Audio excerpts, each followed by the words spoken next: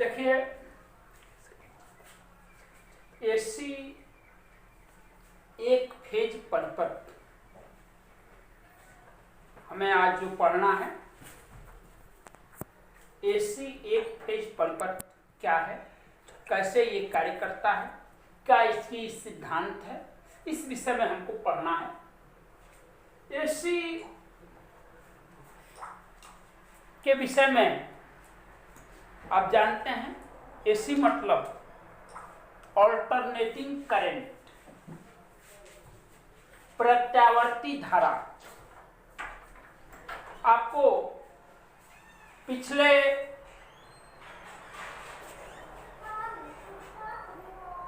समय में, पिछले वीडियो में यह बताया गया है कि विद्युत, जो चल विद्युत होती है वह दो प्रकार की होती है, डीसी विद्युत, डीसी और एसी।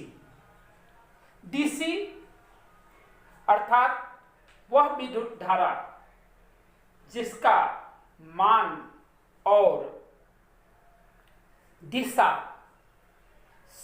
समय के अनुसार परिवर्तित नहीं होता है, अर्थात हमेशा एक ही दिशा में एक ही मान की धारा बहती है, तो उसे हम डीसी कहते हैं, डायरेक्ट करंट कहते हैं, डिस्क धारा कहते हैं। एसी अल्टरनेटिंग करंट वह विद्युत धारा जिसका मान और दिशा एक निश्चित समय अंतराल के बाद बदलता है, चेंज होता रहता है, उसे हम एसी अल्टरनेटिंग करंट, प्रत्यावर्ती धारा कहते हैं।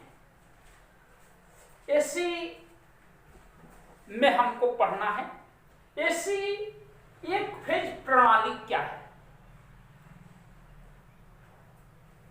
हम जानते हैं कि कोई भी विद्युत मशीन या उपकरण एक फेज पर कार्य नहीं कर सकता, या दूसरे शब्दों में यह कहा जाए कि कोई भी विद्युत मशीन या उपकरण जब तक बंद परिपथ पूर्ण नहीं होता है तब तक कार्य नहीं करता है। अगर एक से अधिक फेज हैं, 2, 3 या 6, तो यह प्रक्रिया फेजों के अंदर ही पूर्ण हो जाती है। लेकिन अगर एक फेज है तो इस प्रक्रिया को पूर्ण करने के लिए न्यूट्रल का सहयोग लिया जाता है। इस प्रकार से फेज और न्यूट्रल के बीच प्रक्रिया पूर्ण करना एक फेज प्रणाली कहलाती है। एक फेज प्रणाली का उपयोग घरेलू कार्यों में होता है। अब प्रश्न उठता है कि एसी और डीसी दो विद्युत होती हैं, हम अपने अगल बगल देखते हैं तो अधिकांश जगहों पर हमको केवल एसी ही दिखाई देता है, चाहे घर की लाइन हो, मोटर का चलना हो, कंपनी में कार्य हो रहा हो। हम अधिक से अधिक जगहों पर जहां भी जाते हैं अधिकतर एसी ही देखते हैं। फिर डीसी का क्या उपयोग है, या एसी ही क्यों अधिक उपयोग में ले आई जाती है, डीसी क्यों नहीं ले आई जाती, एसी ही क्यों पैदा होती है? क्योंकि हम अक्सर सुनते हैं कि यहाँ पर इतने वोल्ट एसी पैदा हो रहा है, यहाँ पर इतने किलोवाट का, इतने मेगावाट का पावर हाउस लगा हुआ है, तो आखिर क्यों एसी का ही लगता है? इसके लिए हमको जानने के लिए, यह समझने के लिए हमको जाना पड़ेगा और एसी और डीसी दोनों की तुलना करनी पड़ेगी। देखिए, एसी और डीसी की अगर तुलना किया जाए तो क्या तुलना में निकलता है? एसी जो वोल्टेज होता है, एसी जो सप्लाई होती है, वह अधिक मात्रा में पैदा की जा सकती है। भारत में 33,000 वोल्ट एसी उत्पन्न की जा सकती है, जबकि डीसी बहुत कम मात्रा में उत्पन्न की जा सकती है, केवल 650 वोल्ट तक ही डीसी उत्पन्न की जा सकती है। तो एक कारण आपको स्पष्ट हो गया कि एसी 33,000 वोल्ट तक उत्पन्न की जा सकती है, यानी कि अधिक उसकी पावर होगा, अधिक वोल्टेज होगा, डीसी में केवल 650 वोल्ट ही उत्पन्न हो सकता है। दूसरा हम कारण देखें तो दूसरा कारण यह होता है कि एसी जो वोल्टेज होता है, एसी वोल्टेज के लिए जो मशीनें बनती हैं, एसी राश के लिए जो मशीनें बनती हैं, उनका डीसी मशीनों की अपेक्षा अगर एक ही वोल्ट मान के लिए, एक ही कार्य के लिए, एक ही क्षमता की मशीन बनानी हो तो एसी मशीन सस्ता पड़ेगी, डीसी मशीन महंगा पड़ेगी। बनावट आकार भी अगर देखा जाएगा तो एसी मशीन, एसी जनरेटर का बनावट आसान है डीसी जनरेटर की अपेक्षा, इसलिए भी उपयोग किया जाता है। इसके अतिरिक्त एसी सप्लाई का ट्रांसमिशन, एक स्थान से दूसरे स्थान पर स्थानांतरण आसानी से हो सकता है। इसकी वजह यह है कि एसी वोल्टेज को आसानी से बढ़ाया या घटाया जा सकता है, इसके लिए ट्रांसफार्मर का उपयोग किया जाता है, जबकि डीसी में ऐसा कोई साधन नहीं है कि हम वोल्टेज को बढ़ा या घटा सकें। तो इस वजह से भी एसी अच्छी है। इसके अतिरिक्त भी कई ऐसे कारण हैं जिसके आधार पर हम कह सकते कि एसी विद्युत डीसी की अपेक्षा अधिक उत्तरदायी है, अधिक अच्छी है। लेकिन इसका मतलब ये नहीं है कि हम ये कह दें कि डीसी का हमारे जीवन में कोई उपयोग नहीं है, क्योंकि कुछ ऐसे कार्य हैं जो एसी से नहीं किए जा सकते, जैसे बैटरी चार्जिंग। मोबाइल चार्ज आप करते हैं, बैटरी चार्ज करते हैं। इलेक्ट्रोप्लेटिंग, आप तमाम आभूषणों पर रंग चढ़ता है, जैसे कि पीतल पर सोने का रंग चढ़ा दिया जाता है, या और भी बहुत सारे इलेक्ट्रोप्लेटिंग के कार्य होते हैं, ये डीसी पर ही होते हैं। प्रिंटिंग का कार्य, प्रेस में प्रिंट होता है, कोई चीज़ छापी जाती है, वह डीसी सप्लाई से ही संभव है। इस तरह के कई ऐसे कार्य हैं जो डीसी पर भी होते हैं, उनको एसी से नहीं किया जा सकता। लेकिन इसके लिए यह आसान एक तरीका है कि एसी वोल्टेज को आसानी से डीसी में कन्वर्टर के माध्यम से चेंज किया जा सकता है, बदला जा सकता है। इस प्रकार हम कह सकते हैं कि एसी का उत्पादन आसान है और सारे विकल्प है, इसीलिए एसी की अधिक आपको मात्रा में दिखाई देता है और एसी से ही हम सारे कार्य को संपादित कर सकते हैं। अब एसी विद्युत में कुछ परिभाषाएं हैं जिनका उपयोग हमारे दैनिक जीवन में है, या हम जो आगे विद्युत पढ़ेंगे उसमें जरूरत पड़ेगी। उसी में एक आपका जैसे है साइकिल, चक्र। साइकिल क्या है, चक्र क्या है?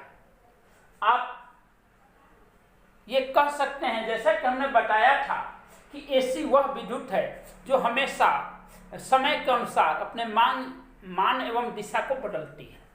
यह बदलाव जो है, अगर हम फिगर के रूप में देखें तो हम कह सकते हैं, जैसे यह है, इस पर अगर कोई यह रेखा है, अगर यह 0 बिंदु मान लिया जाए, इस बिंदु से कोई विद्युत धारा चले और वह एक दिशा में अधिकतम जाए, फिर से वह लौटते हुए न्यूनतम पर होते हुए इस बिंदु पर आ जाए, 0 पर आ जाए, फिर यह दूसरी दिशा में अधिकतम पर जाए और फिर यह इस 0 पर आ जाए, तो हम कहते हैं कि यह एक चक्र पूरा हुआ।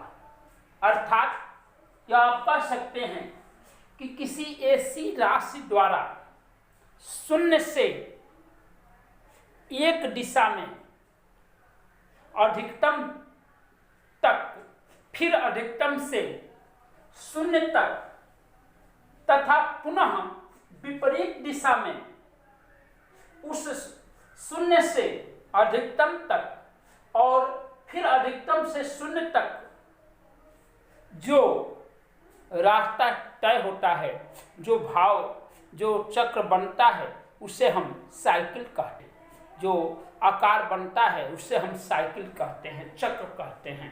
यह आपका एक चक्र है, यहाँ से लेके और यहाँ तक, यानी कि शून्य से लेकर एक दिशा में अधिकतम, फिर शून्य, फिर दूसरी दिशा में अधिकतम, फिर शून्य तक की जो भाग होता है उसे हम एक चक्र कहते हैं, उसे हम साइकिल कहते हैं। अब साइकिल के बाद आवृत्ति, फ्रीक्वेंसी। फ्रीक्वेंसी क्या है? तो यह जो एक चक्र पूरा हुआ, ऐसे ही यह चक्र चलता रहता है, यह चक्र बनता रहता है। और उसको अगर हम घड़ी से नापे तो 1 सेकंड में जितने चक्र बनेंगे उनकी संख्या आवृत्ति कहलाती है। किसी भी ऐसी राशि के किसी भी ऐसी राशि द्वारा 1 सेकंड में तय किए गए चक्रों की संख्या को हम फ्रीक्वेंसी कहते हैं, आवृत्ति कहते हैं। इसको हम एफ से प्रदर्शित करते हैं, स्मॉल एफ से प्रदर्शित करते हैं। इसकी इकाई जो होती है वह होती है साइकिल प्रति सेकंड या हर्ट्ज। उसके बाद है उच्चतम मान, मैक्सिमम वैल्यू। मैक्सिमम वैल्यू क्या है? तो उच्चतम मान किसी भी राशि का जो अधिकतम मान होता है, जैसा कि इसमें आपको दिखाया गया है, या इसका उच्चतम मान है या इसका यहाँ पर ये उच्चतम मान है। तो किसी भी राशि का, किसी भी ऐसी राशि का जो अधिकतम मान होता है, अधिकतम वैल्यू होता है, उसको हम उच्चतम मान कहते हैं।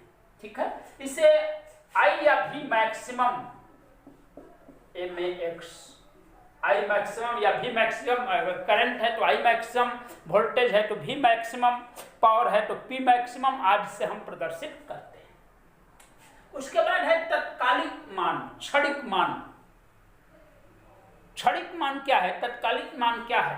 तो जब ऐसी विद्युत, जैसा कि हमने बताया कि यह चलती रहती है और समय के अनुसार अपना दिशा बदलती रहती है, तो किसी भी क्षण जो हम विद्युत धारा का मापते हैं उसे हम तत्कालिक मान कहते हैं।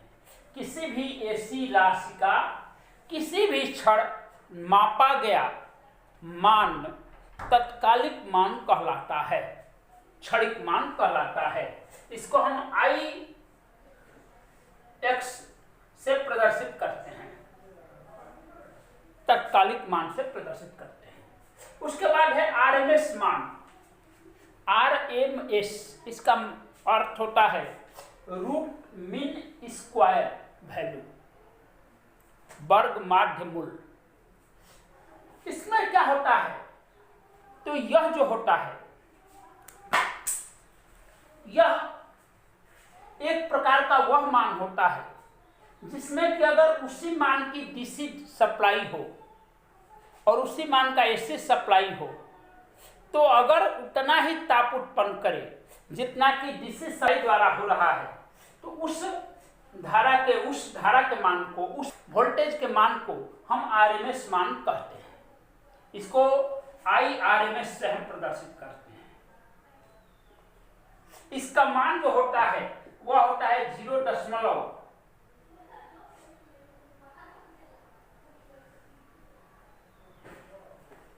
सेकंड।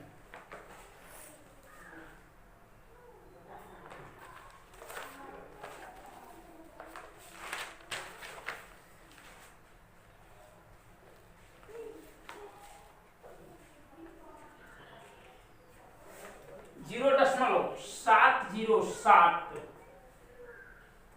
गुणे आई मैक्सिमम या भी मैक्सिमम। ये IRMS भी RMS बराबर, ठीक है, या वोल्टेज हो या करंट हो तो उसका मान 0.7 होता है। इसके अतिरिक्त एक होता है औसत मान। औसत मान, एवरेज वैल्यू। एवरेज वैल्यू क्या है? तो किसी भी विद्युत राशि का आधे साइकिल में, पूरे साइकिल में एवरेज लेंगे तो 0 हो जाएगा, क्योंकि आधा पॉजिटिव है आधा निगेटिव है, इसलिए केवल आधे साइकिल की औसत में बात होती है। तो किसी भी भौतिक राशि के आधे सर्किल में विभिन्न समयों में लिए गए राशि के माप का औसत औसत वैल्यू कहलाता है। ठीक है, किसी भी एसी राशि के किसी आधे सर्किल में विभिन्न समयों में लिए गए मापों की औसत वैल्यू कहलाता है। इसका मान 0.637 गुणे I/V मैक्सिमम होता है, यानी जो राशि होगी उसका मैक्सिमम होगा। इसके बाद आपका है क्रेस्ट फैक्टर। क्रेस्ट फैक्टर जो होता है एक प्रकार का नियतांक होता है जो कि किसी भी राशि के अधिकतम मान और उसका जो आरएमएस वैल्यू होता है उसके अनुपात के बराबर होता है। किसी भी एसी राशि के अधिकतम मान और उसके आरएमएस मान के अनुपात को हम क्रेस्ट फैक्टर कहते हैं। इसका मान होता है 0.414। क्रेस्ट फैक्टर का जो मान होता है वह होता है 1.41। क्रेस्ट फैक्टर के बाद है फॉर्म फैक्टर। फॉर्म फैक्टर जो होता है यह किसी भी एसी राशि के आरएमएस मान और औसत मान के अनुपात के बराबर होता है। किसी भी एसी राशि के आरएमएस मान और औसत मान के अनुपात को फॉर्म फैक्टर कहते हैं। इसका मान होता है 1.11। उसके बाद है आपका वाटरलेस पावर। वाटरलेस पावर से मतलब होता है वह पावर जो किसी रिएक्टिव कार्य में खर्च होता है। वह पावर जो परिपथ के रिएक्टिव कार्य में खर्च होता है उसे हम वाटरलेस पावर कहते हैं। इसका मान होता है VI sin phi। इसके बाद आपका है पावर फैक्टर। पावर फैक्टर जो होता है यह एक अनुपात है जो कि आभासी पावर और वास्तविक पावर पावर फैक्टर जो होता है वह वास्तविक पावर और आभासी पावर का अनुपात होता है। True power oblique apparent power, असली पावर बटा नकली पावर या प्रतिरोध बटा प्रतिबाधा, इसको हम cos फाई से भी प्रदर्शित करते हैं, cos थीटा से भी प्रदर्शित करते हैं। यह R/Z होता है या cos थीटा होता है। पावर फैक्टर को हम cos थीटा से भी प्रदर्शित करते हैं। यह किसी भी परिपथ में जो प्रतिरोध है और जो अन्य रूपों में जैसे कि इंडक्टेंस है या कैपेसिटेंस है के कारण और प्रतिरोध से योग से प्रतिबाधा बनती है, उसके अनुपात को हम कहते हैं। पावर फैक्टर में दो चीजें आपकी आई, असली पावर और नकली पावर, वास्तविक पावर और आभासी पावर। अब वास्तविक पावर क्या है? तो वह पावर जो किसी परिपथ में कार्य करने के लिए उपयोग किया जाता है उसे हम वास्तविक पावर कहते हैं।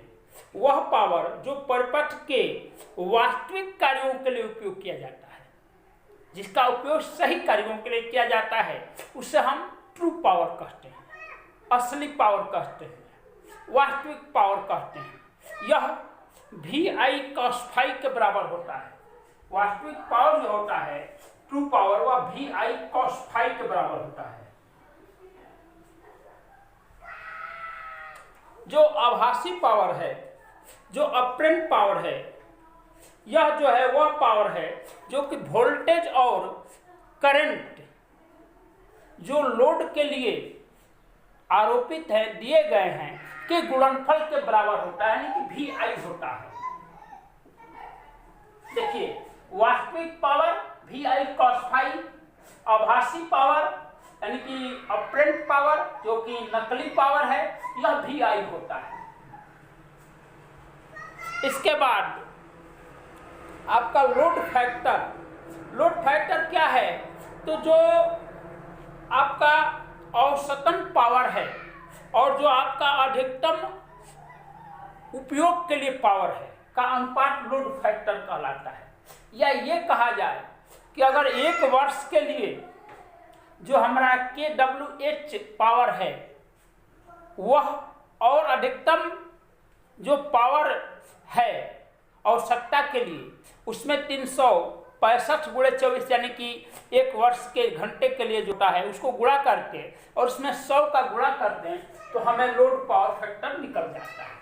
इन तमाम परिभाषाओं के माध्यम से हम आगे जो चीज पढ़ेंगे उसमें इसकी आवश्यकता आपको देखने को मिलेगी, इसका उपयोग मिलेगा। इसके बाद हम पढ़ेंगे कि अगर केवल परिपथ में केवल प्रतिरोध का प्रयोग हुआ हो तो उसकी कैसे गणना करेंगे, उसका वोल्टेज कैसे निकलेगा, उसका करंट कैसे निकलेगा, उसका पावर कैसे निकलेगा। अगर परिपथ में केवल इंडक्टेंस का प्रयोग हुआ हो तो उसमें कैसे निकलेगा, यदि केवल कैपेसिटेंस का प्रयोग हुआ हो तो उसमें कैसे निकलेगा। यदि इसके अलावा अगर 2 का या 3 का प्रयोग हुआ, जैसे कि रेजिस्टेंस और इंडक्टेंस का प्रयोग हुआ हो, इंडक्टेंस और कैपेसिटेंस का प्रयोग हुआ हो, या तीनों का प्रयोग हुआ हो, तो उसकी कैसे हम उसके विषय में कैसे हल करेंगे, पावर कैसे नापेंगे, कैसे पावर फैक्टर नापेंगे, इसके विषय में अगले भाग में हम पढ़ेंगे। आप इस वीडियो को अधिक से अधिक शेयर करें और इस यूट्यूब को सब्सक्राइब करें, लाइक करें और अधिक से अधिक लोगों के पास इसको पहुंचाएं। धन्यवाद।